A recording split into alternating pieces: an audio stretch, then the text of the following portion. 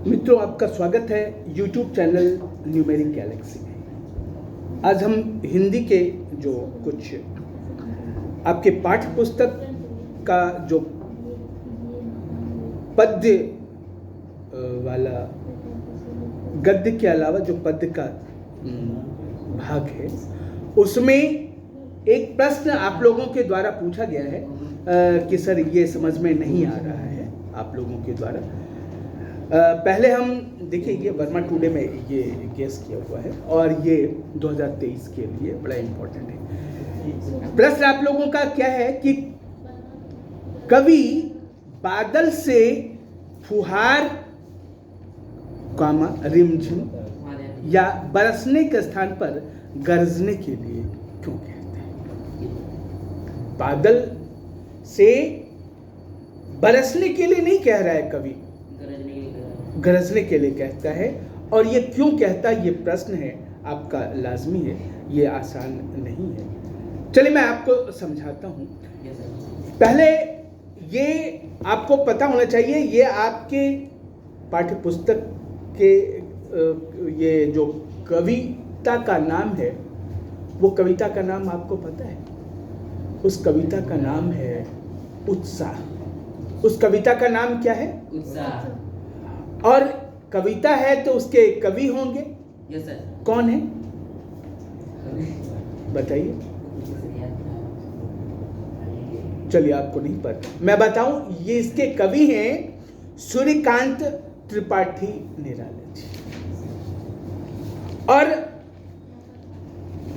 कविता पर कवि का जो व्यक्तित्व है उसका असर जरूर पड़ता है।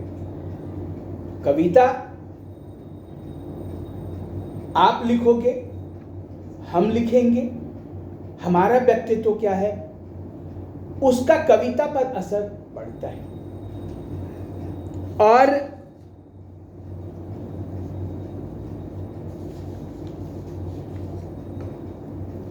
सूर्यकांत त्रिपाठी निराला जी ओज रस के कवि हैं। वो ओज रस के कवि थे, अब तो नहीं रह गए। सूर्यकांत त्रिपाठी निराला जी ओज रस के, जोश भरने वाले कवि थे। वो प्रयोग धर्मिता के लिए जाने जाते हैं, मतलब वो प्रयोग करते थे। अब बादल को बरसने के बजाय गरजने के लिए कहना, यह भी एक प्रयोग ही। Yes sir. बादल को अक्सर कहते कि हे बादल बरसो, लेकिन ये प्रयोग करते थे तो इसलिए इन्होंने नया वो आह्वान किया कि आप गरजो। ठीक है, तो ये पहले मैं आपको कविता भी सुनाना चाहूंगा। बादल गरजो, घेर घेर घोर गगन, धराधर ओ ललित ललित काले घुंघराले, बाल कल्पना कैसे पाले, विद्युत छवि उर्मे कवि नवजीवन वाले, वज्र छिपा नूतन कविता फिर भर दो बादल गरजो। ये कविता है, कविता का अंश है। और इसमें से एक प्रश्न आया है कि कवि जो है बादल को बादल से फुहार रिमझिम या बरसने के स्थान पर गरजने के लिए क्यों कहता है? तो देखिए,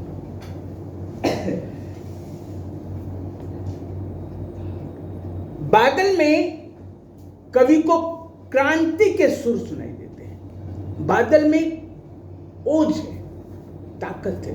बादल सिर्फ बरसते नहीं, बादल की गड़गड़ाहट ओज से भर देती है। बादल की जब गड़गड़ाहट होती है तो कोई उस गड़गड़ाहट को सुनकर के उसमें जोश आ जाता है। ठीक है, बादल को कवि पौरुष, मर्दानगी का और क्रांति का प्रतीक मानते हैं।